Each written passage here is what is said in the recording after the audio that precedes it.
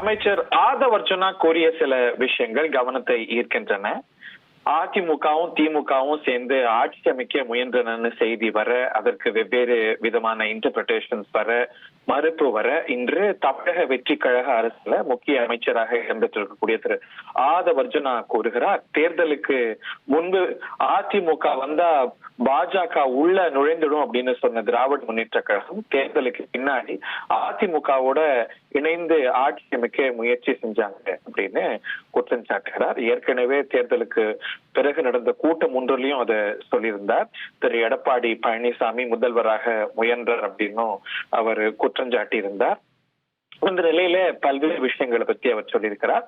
திருமாவளவன் அமைச்சரவையில இடம்பெற வேண்டும், அவர் பங்கு பெற வேண்டும் என்பது எங்க விருப்பம். அதே போல அமைச்சரவையில காங்கிரஸ் இணைய வேண்டும் என்பதும் தமிழக வெற்றி கழகத்துடைய விருப்பம் அவா என்றும் அவர் கூறியிருக்கிறார். அமைச்சரவை விரிவாக்கம் பெருசா எதிர்நோக்கப்படுகிறது. கூட்டணி கட்சிகள் யார் யாரெல்லாம் இடம்பெறாங்க அப்படின்னு எதிர்நோக்கப்படுகிறது. ஏன்னா 1952 பிறகு தமிழ்நாட்டில் அமையக்கூடிய ஒரு கூட்டணி மந்திரி சபையாக இது இருக்கக்கூடும். இதுல திரு சி.வி. சண்முகம் ஆதரவு எம்எல்ஏக்கள்லாம் இடம்பெறாங்களா அப்படிங்கிற கேள்வி எல்லாம் எழுந்திருக்கிற நிலையில அவர்களுக்கு அனுகூலமான கருத்துக்களை சொல்லியிருக்கிறார். அவங்க இடம்பெறுவாங்களா இல்லையா அப்படிங்கிறது கேள்விகளாகவே தொடர்கிறது. பின்வாசல் வழியாக இபிஎஸ் முதலமைச்சர் முயற்சி செய்தார். யாரை ஆதரிக்கணும் அப்படிங்கிறது எம்எல்ஏக்களுடைய முடிவு அப்படின்னு திரு ஆதவ் அர்ஜுனா டிவிஎஸ் தரப்புக்கு ஆதரவாகவும் திரு எடப்பாடி பழனிசாமி அவர்களை குற்றஞ்சாட்டியும் பேசியிருக்கிறார் என்பது குறிப்பிடத்தக்கது. நம்முடைய திரு டிவி சோமு தொலைபேசி வாயிலாக இணைந்திருக்கிறார். எப்போ அமைச்சரவை விரிவாக்கம் அப்படிங்கிற கேள்வி பிரதானமா எழுந்திருக்கக்கூடிய நிலையில திரு திருமாவளவன் அதுல பங்கேற்கணும் அப்படிங்கிறார். காங்கிரஸ் பங்கேற்கும், அது திரு விஜயோடைய விருப்பம் அப்படிங்கிறதையும் அவர் வெளிப்படுத்துறார். இந்த கருத்துக்கள்ல நீங்க ஹைலைட்ஸா பார்ப்பது என்ன திரு சோமு? அதாவது முதல் விஷயம் நான் காலங்காலமா சொல்லிட்டு இருக்கிறது, பேசுறது, எழுதுறது என்ன அப்படின்னா, ஒரு எம்எல்ஏவா இருக்கிறவர் எம்பி ஆகணும்னு சொல்லி நிற்கிறது. இப்ப சி.வி. சண்முகம் மாதிரி.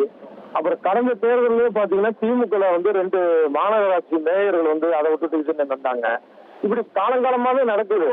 அது அப்புறம் ஒரே தேர்தலில் 2 தொகுதியில போட்டிடுறது மோடி ராகுல் மாதிரி. இந்த மாதிரி இடைத்தேர்தலுக்கான ஒரு வாய்ப்பை ஒரு அரசியல் சூழலுக்காகவே வேணும்னு உருவாக்குறது தப்பு. அது யாரு பண்ணாலும் ஒண்ணு.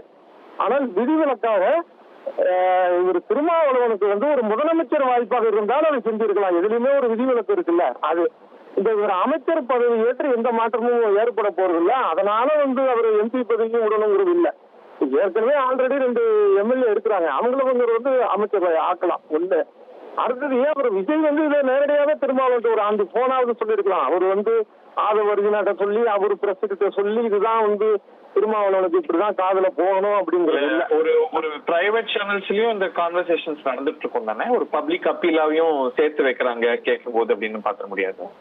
இல்ல, அதை அவரும் ஒத்துக்கிட்டா அப்புறம் பப்ளிக்கு வரலாம். எல்லாத்தையும் ஏற்கனவே அப்படித்தானே அவர் சொன்னது. திருமாவளவனே சொன்னார்ல, கூட்டணியில ஆட்சியில பங்கு பெறுவோம்னா அதெல்லாம் ஆட்சி அமைஞ்சதுக்கு முன்னாடி இல்ல தேர்தல் வரதுக்கு முன்னாடி உட்கார்ந்து 4 பேர் உட்கார்ந்து பேச வேண்டிய விஷயம். அதெல்லாம் ஏன் பப்ளிக்ல சொல்றாருன்னு சொன்னாரு திருமாவளவன் ஆரம்பத்திலேயே.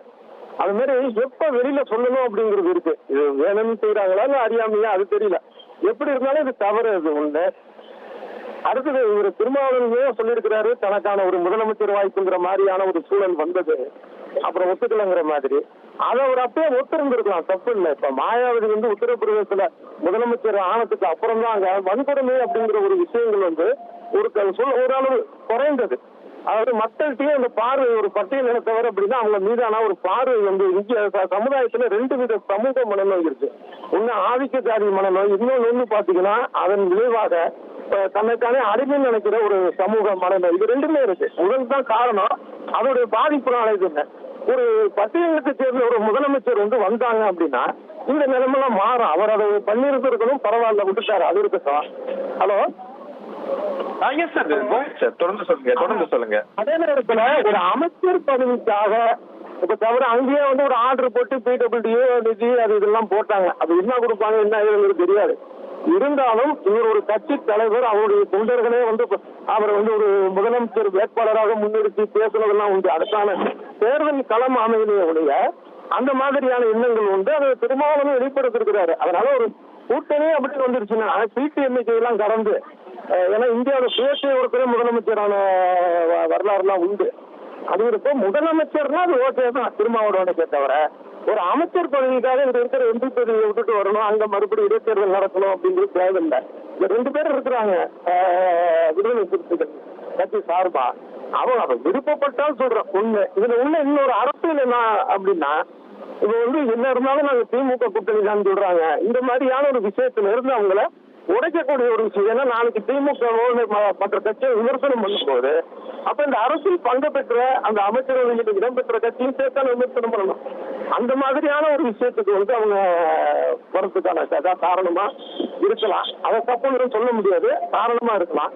எப்படி இருந்தாலும் ஒரு அமைச்சர் பதவிக்காக போய் அவர் தன்னுடைய எம்பி பதவி ஒத்து கொடுத்துட்டு வர்றதுங்கிறது அவருக்கு இன்னைக்கு இருக்கக்கூடிய ஒரு இடத்துல இருந்து இறங்கி வர்ற மாதிரி தான் ஆகும் திருமாவளவன். 1,28,00,000 மனங்களை வென்ற தந்தி டிவி யூடியூப் சேனல். தவிர்க்க முடியாத தம்ப்நெயில், கலக்கலான கான்டென்ட்ஸ். நீங்களும் இந்த குடும்பத்தில் இணைய இப்பவே சப்ஸ்கிரைப் பண்ணுங்க.